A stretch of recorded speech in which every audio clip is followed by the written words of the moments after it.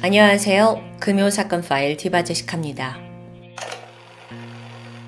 2016년 3월 9일 아침 9시 반 광주광역시 북구 용봉동 상가 지하에 위치한 한 PC방에 케냐인 보실의 마이클 모누비가 모습을 드러냈습니다. 아침 9시 반이면 굉장히 이른 오전이잖아요. PC방 한가했고요. 앉을 자리 차고 넘쳤죠. 하지만 모누비는 좀처럼 자리를 잡지 못하고 한참 어슬렁거렸습니다. 누군가를 찾는 것처럼 보이기도 했고요. 그러다 잠시 후 모누비가 PC방 카운터로 다가갑니다. 당시 거기 있던 사람은 37살의 업주 김씨였어요. 모누비가 그에게 서툰 한국말로 물었죠. 여기 화장실 어디예요? 사실 화장실은요, 이 입구에서 바로 보이는 곳에 위치해 있었거든요. 묻지 않고도 충분히 찾을 수 있게 표시도 잘 되어 있었고요. 네, 업주 김씨는 이 사람이 외국인이라서 잘 못 찾나 보다 라고 생각합니다. 그래서 직접 카운터에서 나와요. 그리고 그를 화장실 안까지 친절하게 안내해줬죠. 그렇게 다 해주고 김씨가 돌아서려던 찰나 갑자기 엄청난 충격이 느껴졌어요. 모누비가 벼랑간 얼굴을 마구 폭행하는 겁니다. 그는 유독 김씨의 얼굴 부분을 집요하게 공격했어요. 그래서 거기서 그치지 않고 김씨의 목까지 졸랐죠? 그래서 막 필사적으로 벗어나려 했지만 이게 쉽지 않아요. 왜냐면 이미 이전에 얼굴을 너무 많이 맞아가지고 정신이 혼미해졌으니까요. 그리고 어느 순간 김씨의 몸이 힘없이 축 늘어졌고 곧이어 바닥에 쓰러졌습니다. 그는 그렇게 허망하게 목숨을 잃고 말았습니다. 범인 모누비. 그런데 악행이 여기서 끝나지 않았죠? 그는 홀로 다시 PC방 카운터로 향했어요. 그리고 잠시 후 손에 무언가를 들고 화장실 쪽으로 돌아갔죠? 그가 쥐고 있던 건 끓는 물이 담겨있던 주전자입니다. 모누비가 이 펄펄 끓는 물을 쓰러져 있는 김씨 얼굴에 그대로 들이부은 거예요. 자, 이 김씨 얼굴이 막 벌겋게 익어서 처참해졌죠. 아니, 왜 이렇게까지 하냐고요? 무슨 이전에 원한이라도 있었던 걸까요? 근데 모누비가 멈추지 않고 또 움직입니다. 이번에는 쇠로 된 수저를 찾아 나왔어요. 그리고 그걸로 김씨의 입을 마구 쑤시기 시작해요. 입 안에서 막 피가 차오르죠. 근데 이걸 보고 나서야 모누비가 안심하는 듯합니다. 김씨가 정말 죽었구나 라는 생각이 들었기 때문이었어요. 잠시 후 모누비는 여유롭게 카운터로 돌아가서 김씨의 지갑을 열고 돈을 훔칩니다. 네, 이 끔찍한 살인의 목적은 오로지 돈이었습니다. 김씨를 살해하고 뜨거운 물을 붓고 수저로 거의 고문에 가까운 행위를 한 결과 그가 훔쳐간 돈은 18만 4천 원. 그런데요, 모누비가 돈을 이렇게 챙겼잖아요. 하지만 여전히 PC방에 머물렀죠. 그는 다음 범행 대상을 물색합니다. PC방을 천천히 돌아다니다가 모누비 눈에 들어온 건 막 게임을 열중하고 있던 21살의 남성 박씨. 그에게 접근해서 또다시 어눌한 말투로 물어요. 화장실 어디 있어요? 이걸 들은 박씨 또한 외국인이라서 모르는구나 싶어가지고 그와 함께 화장실로 향했죠? 근데 순간 이상한 느낌이 들었습니다. 내가 지금 이 사람을 안내해주는 게 아니라 이 외국인이 나를 어떻게든 화장실로 데려가려 하는 거 아닌가? 라는 느낌을 받았기 때문이에요. 그래서 박씨가 잠깐 머뭇거리는데 이걸 눈치챘는지 갑자기 모누비가 돌변했죠. 그의 멱살을 잡아채요. 막 잡는데 이때 박씨도 이 손에서 뭔가 피비린내가 나는 걸 알게 된 거예요. 이거 보통 일 아닌데? 뭔가 이전에 이미 다른 일을 저질렀고 내가 그 다음 타겟이다라는 느낌이 들게 됩니다. 그래서 박씨가 순간적으로 큰 소리로 외쳐요. 거기요! 저기 모자 쓰신 분! 안경 쓰신 분! 저 112에 신고 좀 해주세요! 제발 도와주세요! 그러니까 박씨가 이 손님들한테 그냥 도와달라고 한 게 아니라 지칭을 하면서 도움을 요청했다고 해요. 그 덕에 사람들이 곧장 상황을 알아챘고 다들 막 핸드폰을 꺼내기 시작했죠. 그러자 이번에 모누비가 나섰습니다. 그 사람들을 보면서 활짝 웃으면서 No friend, it's okay 막 이러는 거예요. 그러니까 사람들이 멈칫했어요. 아니 뭐야 지금? 하면서 막 쉽사리 움직일 수 없는 거예요. 이 상황이 진짜인지 아닌지 모르겠으니까요. 그리고 그 사이에 모누비는 박 씨를 끌고 PC방 밖으로 나가고 말았죠. 그는 박 씨의 휴대폰을 뺏고자 했습니다. 박 씨가 난 휴대폰 없다 하면서 막 잡아뗐지만 모누비가 이렇게 말해요. I will kill you. 험악한 상황을 연출하는 거예요. 결국 박 씨는 휴대폰과 겉옷까지 넘겨주는데 자 그럼 모누비가 지금 원하는 걸 얻었잖아요. 즉각 박 씨 얼굴을 3번 때린 후 유유히 건물을 빠져나갑니다. 한편 범인이 떠나간 후에 박 씨는 빨리 다시 PC방 안으로 들어가서 다른 손님의 휴대폰을 빌려서 경찰에 신고를 했습니다. 워낙 인상착의가 지금 확실하고 또 외국인이기 때문에 얼마 지나지 않아 근처 대학가에서 모누비가 검거되었죠.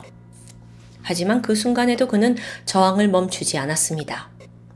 경찰이 당신 체포합니다! 라고 막 제압을 하는데 고래고래 소리를 질렀어요.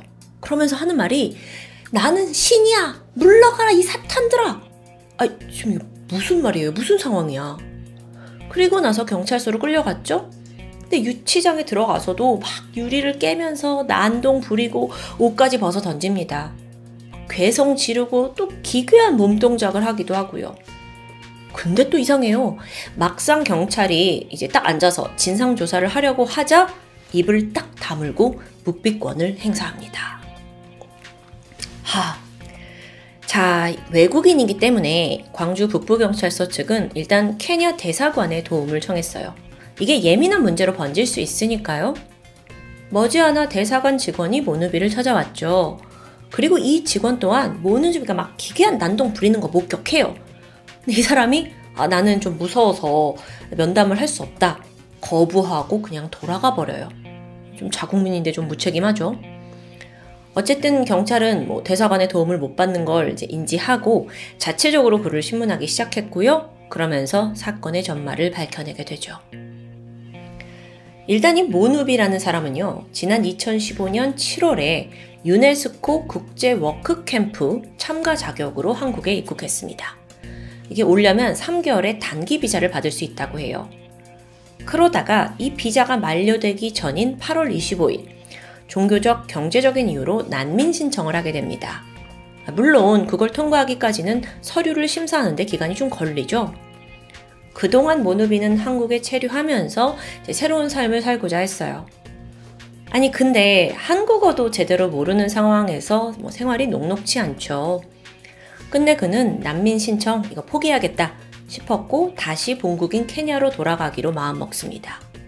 그리고 범행 하루 전인 3월 8일 그 살고 있던 월세방의 보증금 75만 원을 돌려받게 돼요. 이후 그는 경찰서를 향했어요.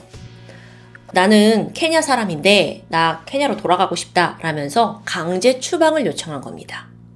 여러분, 그 한국에 불법으로 체류한 외국인일 경우에 이렇게 불법 체류인 상황을 밝히게 되면 강제 추방 당하는 게 가능합니다. 근데 모누비의 경우는 좀 달라요. 이게 불법적인 게 아니거든요. 현재 비자가 만료되긴 했어도 정식으로 난민 신청을 기다리던 심사 중인 상황이니까요.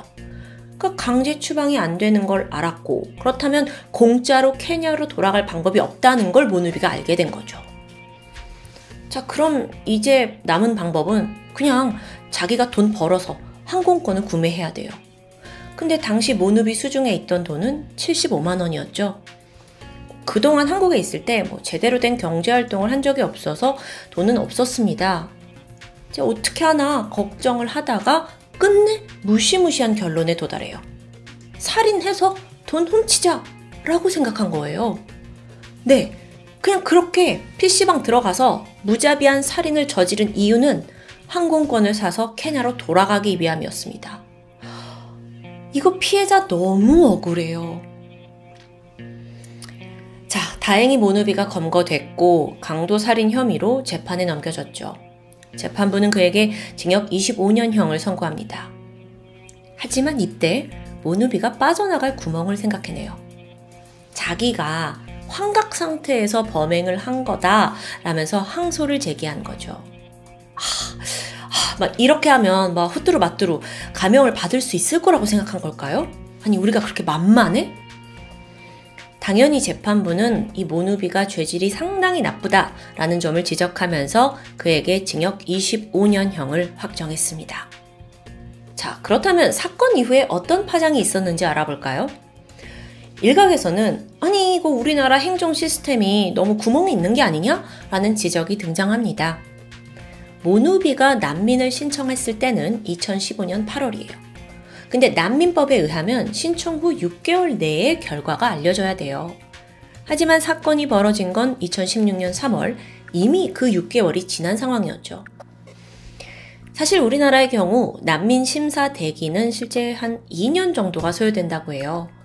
물론 심사 과정이 까다롭고 복잡하기 때문이겠죠.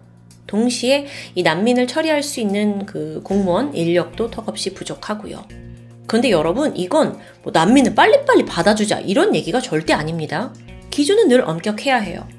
하지만 처리 인력이 부족하다 보니 그 결과를 나기까지 기다리는 난민 대기자들이 국내에서 늘어나는 추세입니다. 그 과정에서 이들이 사각지대에 놓인 채 우리나라에서 체류하고 있고요. 그들의 일거수일투족이 모두 국내에서 관리되기란 쉽지 않죠. 모누비처럼 생활고를 겪고 또 그게 범죄로 이어질 가능성도 높습니다. 그러다 보니 결국 구멍이 생긴 거 이 사건이 벌어진 거고요. 근데 또 모누비의 경우엔요. 단순히 난민이 우리나라에 와서 살인을 저질렀다라고 보기엔 좀 미스테리한 점이 있어요. 무엇보다도 범행 동기인데 이게 그냥 돈을 목적으로 한 것 치고 모누비의 살인이 정말 너무 잔혹하거든요. 아니 이미 수많은 공격을 한 사람한테 또 물을 붓는다? 수저를 쑤셔 넣는다? 아니 왜 이렇게까지 하냐고요. 용인할 수 없는 행각이죠.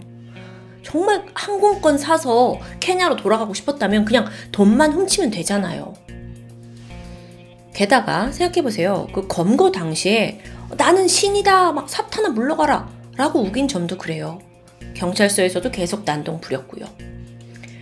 그래서 정말 모누비가 정신병을 앓고 있는 게 아니냐라는 가능성도 제기가 됐습니다. 사실 확인이 필요하겠죠?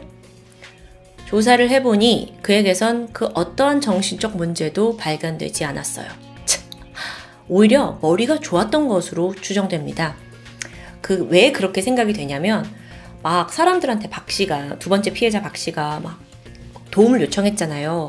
그때 딱 돌아서 웃으면서 no friend, it's okay 막 이렇게 분위기를 무마하려고 했죠. 사실 이후에 박씨한테 휴대폰을 뺏은 이유도 신고할 걸 우려해서 그런 것으로 보여요. 꽤 치밀한 사람으로 추정이 됩니다.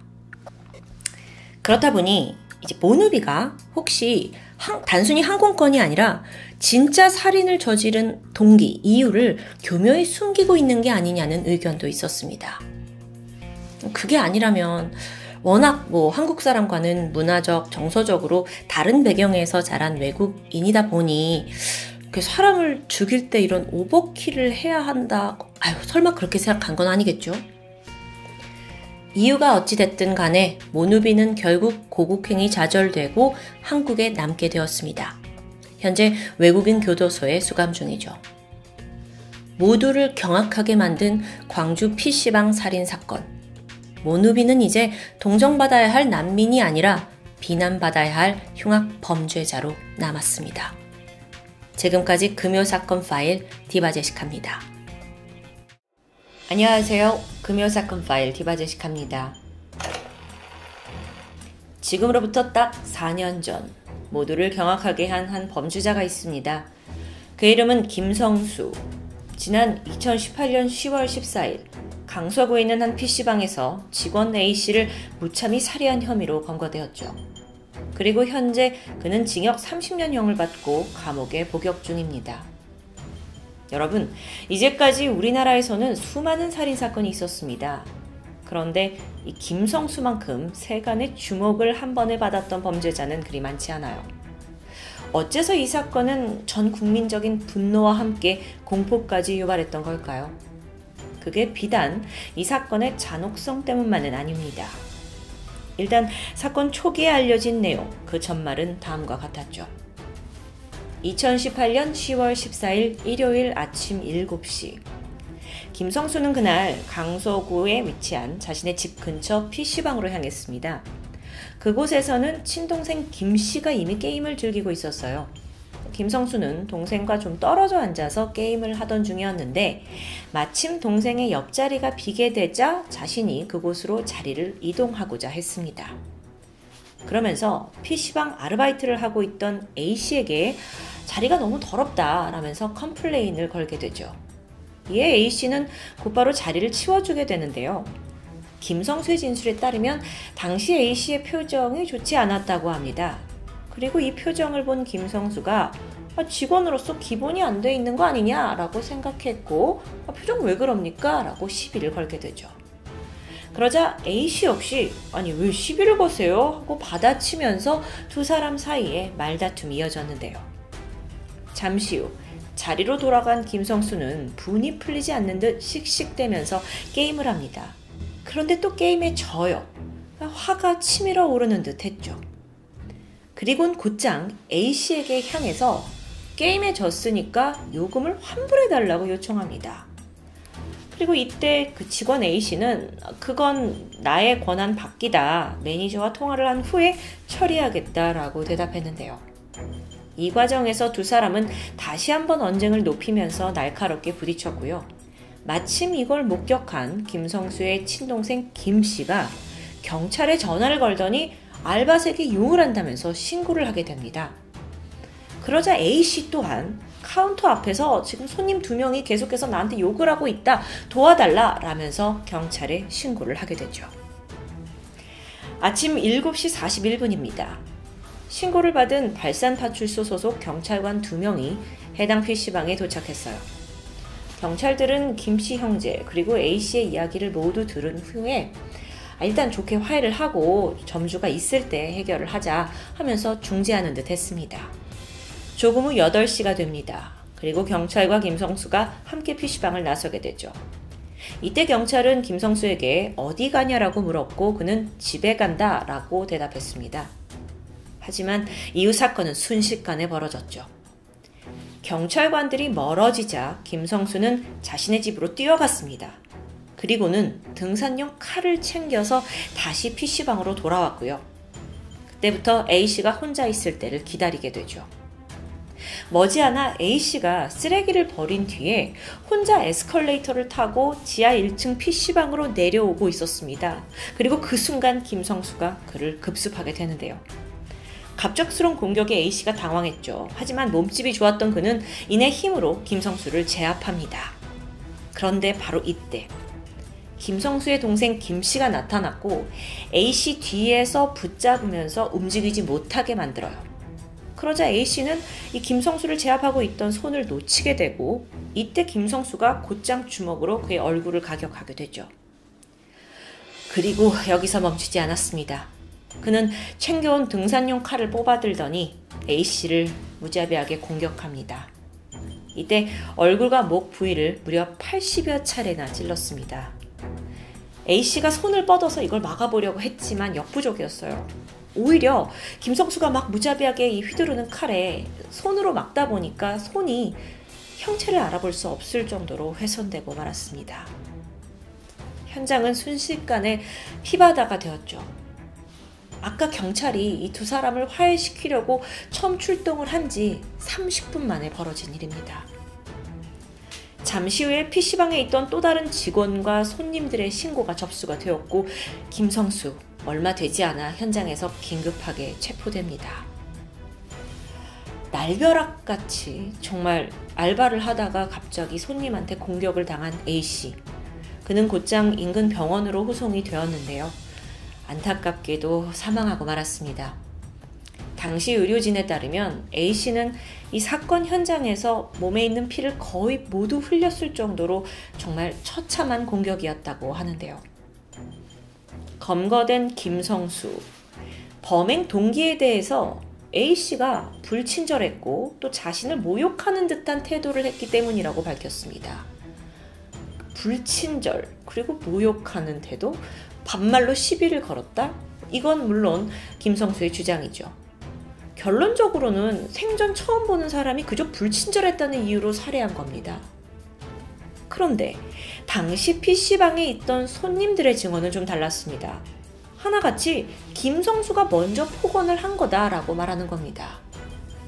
심지어 자리가 막 더럽다면서 컴플레인을 했는데 그때 피해자 A씨는 직원으로서 정중하게 사과하고 치워줬다라는 목격담도 나오게 되죠. 이렇게 이제 체포된 후 김성수의 주장은 다른 목격자들의 증언과 엇나가는 듯 했습니다. 하지만 그는 여전히 A씨의 그 태도 때문에 모든 사건의 불씨가 되었다라는 입장을 고수했고 심지어 반성의 기색조차 보이지 않았어요. 그게 더 열받는 부분이었죠. 여기에 더해서 김성수의 친동생 김씨가 살인에 가담했다는 증언이 인터넷상에 퍼지기 시작합니다. 아니 근데 현장에서 체포된 건 김성수뿐이었어요. 당시 신고를 받고 경찰이 왔죠. 근데 이 혼란스러운 틈을 타서 동생은 현장을 빠져나간 겁니다.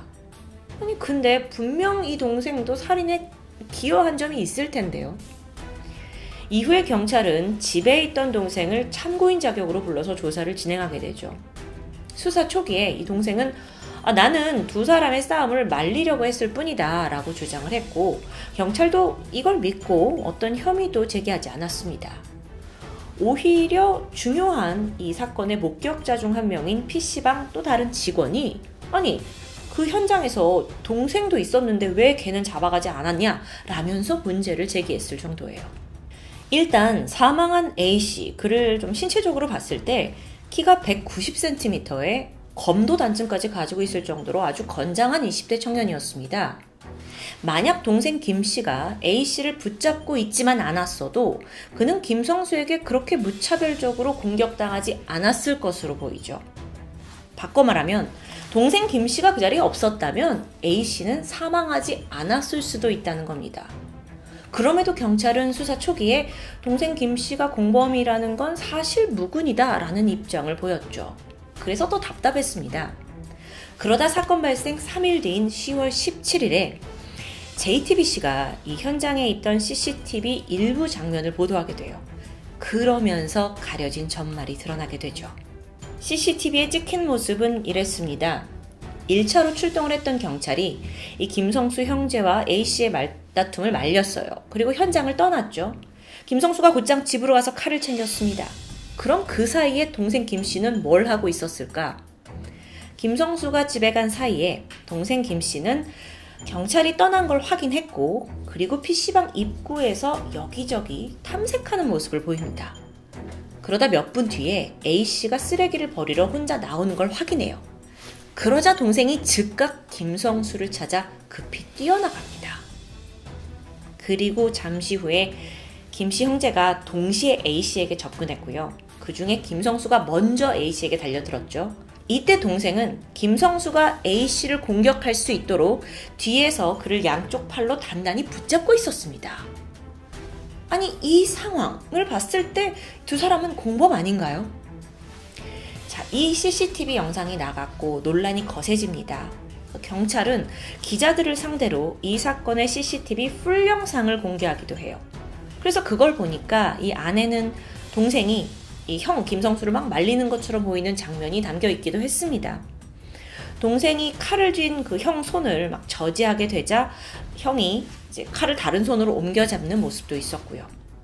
게다가 동생이 주변에 있는 목격자한테 좀 말려주세요 라고 했다는 진술도 경찰이 확보한 상태였고요.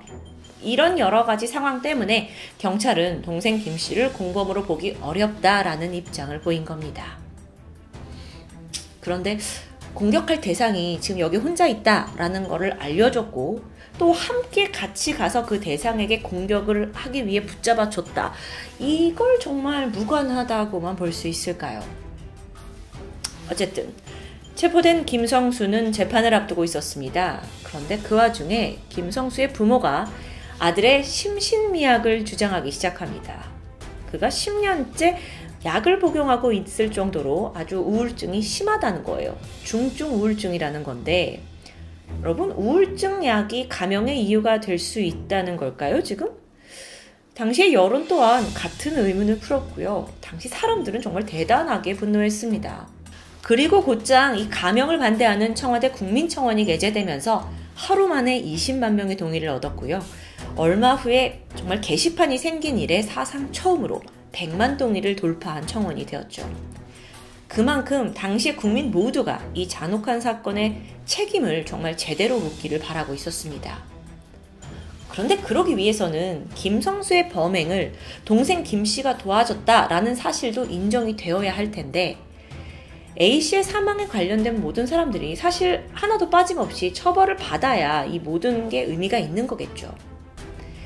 당시의 범죄 분석가 표창원 교수는요, 동생 김씨의 주장을 공개적으로 반박하기도 했습니다. 만약 정말 그가 싸움을 말리려는 의도였다면 오히려 무기를 들고 공격성을 띠고 있는 김성수를 말렸어야 하는 거 아니냐라고 지적했죠. 하지만 그는 사실 A씨를 붙잡고 있었습니다. 뿐만 아니라 또 다른 영상 분석 전문가는 동생 김씨가 A씨를 이렇게 붙잡은 이게 유리한 상황을 만들어주게 되면서 김성수가 살인을 할 수 있던 거다라고 의견을 더합니다. 이런 식으로 전문가 의견이 쏟아지니까 결국 경찰은 동생 김씨의 공모 혐의를 다시 한번 검토하게 되죠. 그리고 2018년 11월 22일 사건 발생 한 달이 조금 지난 시점에 검찰은 마침내 동생 김씨를 폭행 공범으로 기소합니다. 이제야 뭔가 좀 정의가 실현되는 듯해요. 하지만 A씨의 유족들은 동생 김씨가 살해 공범이 아니라 폭행 공범이다? 이렇게 기소된 거에 이의를 제기했죠. 이 부분에 있어서는 안타깝게도 동생 김씨가 그 형 김성수의 살인 의도를 몰랐다고 한다면 사실 기소 자체가 불가능한 혐의라고 합니다. 그리고 당연하게도 동생은 형이 죽일 걸 난 알고 있었다라고 자백할 이유가 없겠죠. 하지도 않을 거고요. 그래서 결국 이 동생은 A씨의 사망에 대한 혐의는 받지 않게 되었습니다. 사건 7개월이 지난 2019년 5월, 이때 결심 공판이 열리게 되는데 검찰이 어떤 구형을 내리냐면 김성수는 사형을 받아야 한다. 그리고 동생 김씨는 징역 1년 6개월을 받아야 된다라고 구형을 합니다. 여러분 참고로 결심 공판이라는 건 이 재판장의 선고에 앞서서 양측의 주장과 변론을 종결하는 자리를 말하는데요. 검찰은 김성수가 어떤 망설임도 하지 않고 그냥 피해자의 얼굴과 머리를 80차례 이상 공격했다라는 점, 그리고 또 피해자가 전혀 움직이지 못하는 무방비 상태에서 사망했다는 점을 들면서 이 범행의 잔혹함을 강조했습니다. 또한 김성수가 반성의 기미가 없다는 것을 들면서 이거 혹시 재범 가능성이 있는 사람 아니냐? 사형을 구형해야 된다고 말했죠. 사회에서 경계해야 하니까요. 물론 행동장애를 유발할 정도의 중증 우울증을 가지고 있긴 했습니다. 그런데 그날 김성수는 범죄를 계획할 정도로 정신상태가 또렷했어요. 그럼 이게 과연 심신미약이냐? 앞뒤가 좀 맞지 않는 듯하죠. 이렇게 상황이 자신에게 불리하게 좀 돌아가는 걸 김성수가 눈치챘는지 그제서야 고인과 유가족분들께 진심으로 사죄드리고 싶다라면서 눈물을 보이기도 했는데요. 자, 결말을 향해 갑니다. 드디어 2019년 6월 1심 재판부는 김성수에게 징역 30년을 선고합니다. 일단 이때 김성수가 무기징역을 받지 않은 이유, 이걸 좀 알아보면 이전에 전과가 없었고요. 또 재판을 해가는 과정에서 반성하는 태도를 보이게 돼요. 또 최종적으로 이 만성적인 우울증과 또 불우한 어린 시절이 고려되었다고 합니다.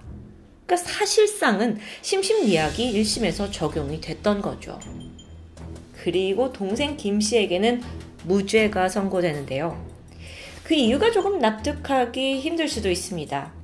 법적으로 봤을 때 이 동생의 범행을 입증할 만한 증거가 없기 때문이다 라고 나오게 됩니다. 그런데 우리가 앞서 보았듯이 이 동생 김씨를 공범으로 볼 증거는 영상에서도 명백히 존재하는 것으로 느껴졌는데요. 어쨌든 재판부는 그 당시가 굉장히 급박한 상황인데 동생은 나름대로 싸움을 말리려는 행동을 한 것으로 보인다라고 판단을 했고 이에 무죄를 내리게 됩니다. 같은 해 11월에 이제 2심이 열렸는데 이때도 동일한 형량이 선고되면서 결국 두 사람의 형은 각각 30년과 무죄로 확정되죠.